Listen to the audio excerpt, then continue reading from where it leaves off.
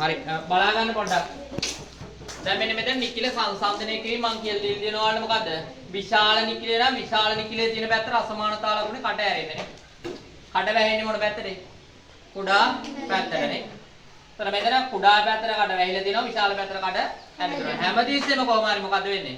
විශාල පැත්තට කට ඇරෙනවා කුඩා පැත්තට කට වැහෙනවා නේ. හරි. එහෙනම් මෙන්න මේ උදාහරණ ගණන් හතරක් මම දීලා තියෙනවා බලමු ඒ ටික.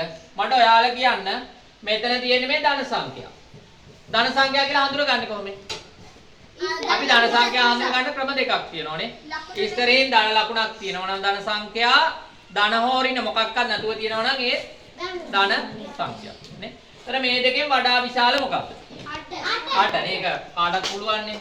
එහෙනම් අන්න කට ඇරෙන්නේ වැඩි පැත්තට. නේ? මේ දෙකෙන් වඩා විශාල මොකක්ද? ඔව්. ධන සංඛ්‍යා තියෙන පැත්තට වඩා ආසන්නෙන් තියෙන්නේ ඍණ දෙක නෙමෙයි මොකද්ද? බිඳුවනේ.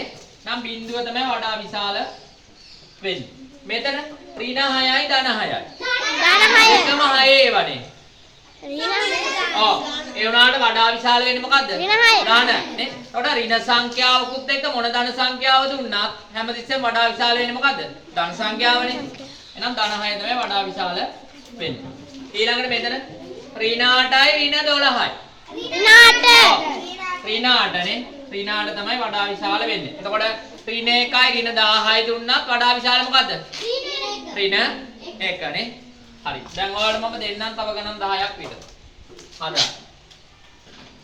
මේ ටික ලියන්න. මේක උදාහරණ විදියට හදා ගන්නකො. හදාගන්න.